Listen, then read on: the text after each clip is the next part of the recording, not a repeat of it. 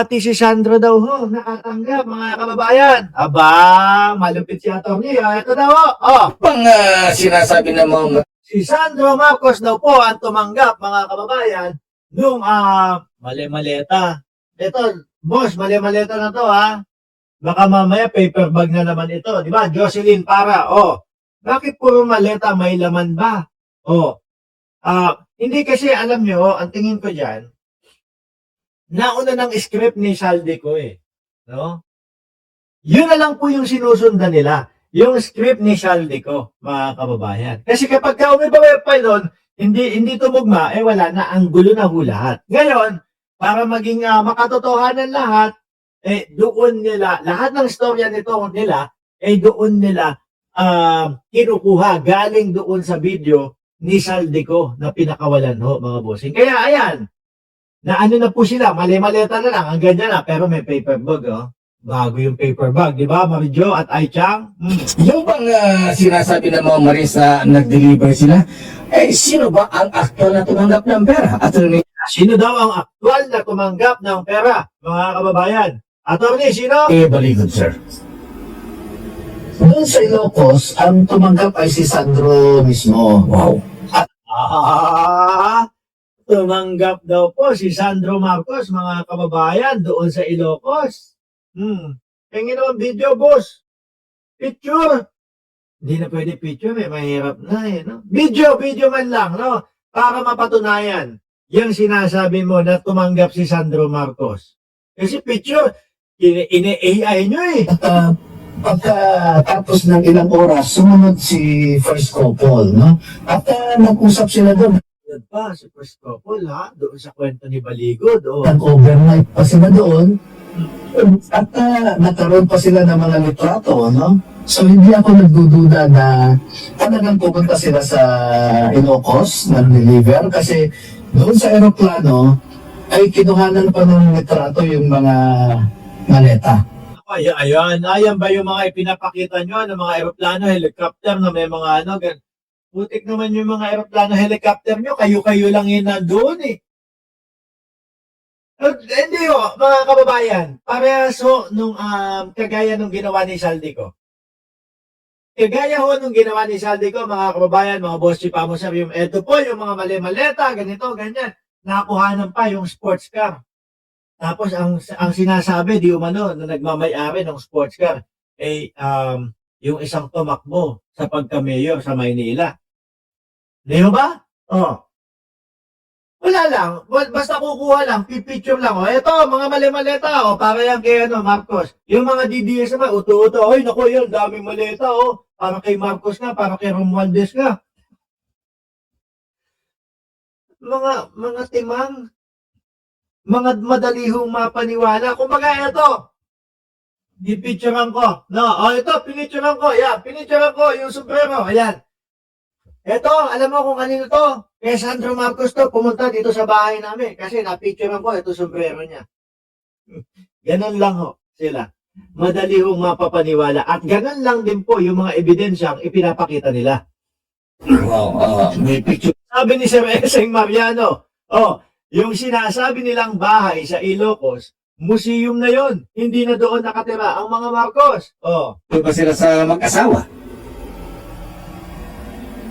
Merong picture kay Sandro, merong picture kay BBM. Ayan.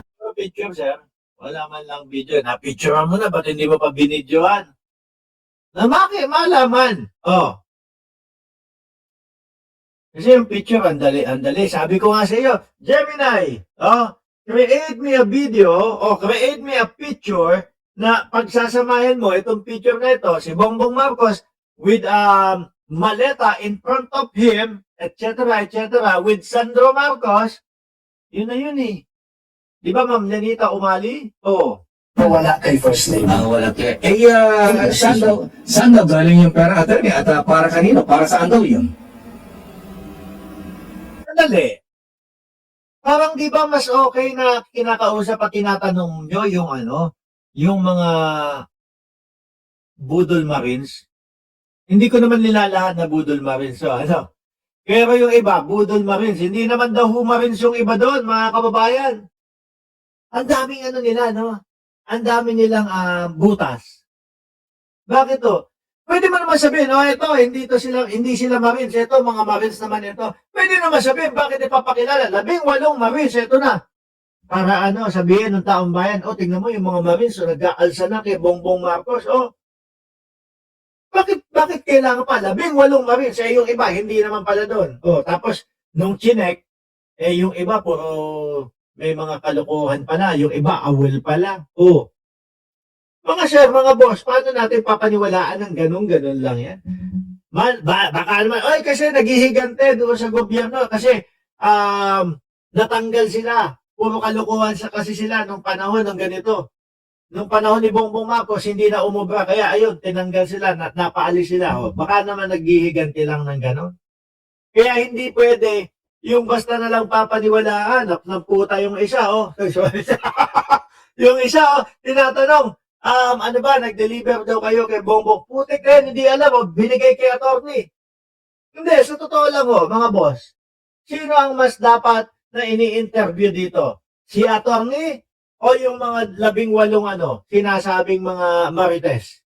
Para sa akin, para makuha mo yung talagang mga pangyayari kasi sila yung gumanap, sila yung nandun mismo, dapat yung mga marines. Bakit si attorney lagi ang nakaharap?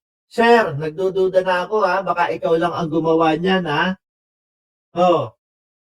Parang mas kabisado mo kaysa sa kanila. Yung Rodante Marcoleta at Rodante Marcoleta at Gutesa, di ba? Ganon. Ganun lang din ito, mga bossing, di ba? Nung panahon ng Senado, sabi natin, bakit ganoon? Si Marcoleta, mas kabisado pa. Yung mga nakasulat doon sa papel versus doon kay Orly Gutesa. Parang ganyan lang din yan, attorney. No, ikaw yung putak ng putak dyan, ikaw yung salita ng salita. Pero yung mga kumilos gumawa na sinasabi sila daw ang nag-attend, wala. Ano yan? Epal ka lang dyan. Baka ikaw ang pasimuno niyan. Yun ang hindi alam ng ating mga sundalo, no? Ano ang hindi alam ng mga sundalo? Kung para saan. Kasi ang sinasabi lang nila sa kanilang affidavit ay ganito. Galing sa iba't ibang mga kontratista o ibang mga tao, katulad ni Congressman Guardiola, ay So, hindi alam, pero alam nila yung mga galing kontratista at galing sa ibang mga Okay. nag-deliver sila ng mali-maletang pera dito sa Valle Verde 6. At doon ay chinecheck ng staff ni Saldico kung kompleto ba. Sige nga, subukan kaya natin, yung 18 Marines, sige, hindi, wag na dito. Sasabihin nila, naku, si Mark Ramos, na dyan, sa iba na lang. Yung 18 Marines, nang wala si attorney. Yung tipo bang, kaparehas, kagaya nung kay Rodante, kay Gutesa, na inimbitahan o iimbitahan doon sa Department of Justice para siguro i-authenticate yung mga pinagsasasabi niya nang wala si Marcoleta. Pupunta kaya? Baka hindi. Pero mas visible yung mukha ni attorney kesa doon sa mga gumanap po talaga at gumawa no? Yung dineliver siguro. Ayan na. At pagkatapos niyan ay dinadala sa Horizon Homes sa BGC. Doon talaga ang imbakan nila ng mali-maletang pera. Sir, baka yan na yung sinasabi ni Orly Gutesa na manual daw nilang kinukwenta yon. Di ba? Sabi, manual po namin kinukwenta o binibilang yung kaperahan daw. Putek, sabi ko, ang daming pera nun Kung hindi ako nagkakamali, higat 80 yata. Yung maleta. Diba, dami pera nun, ilang araw kayo matatapos nun. Tapos makita doon sa picture naman nun nila, mga kababayan, meron naman pala silang pangbilang. Rice cooker nga lang ho. Rice cooker, tapos yung ibang pera, mas mahaba pa ho dito sa sa kamay ko. Sabi ni Janelle Van der Hearst, dishonorably discharged, mga yun. Yun pa lang, they are not credible na witness. Baka nga yung iba dyan, maghihiganti ako kasi natanggal ako, nasisante ako nung panahon ni Bongbong Marcos. O kaya ang gagawin ko, babawi ako. Hindi mo ba? Pati si Sandro Marcos, dinamay na nila attorney ha. Tapos sasabihin may picture daw. Hindi nyo pa nilubos-lubos. Eh di sana nilagyan nyo na ng kinuhanan nyo na din ng video.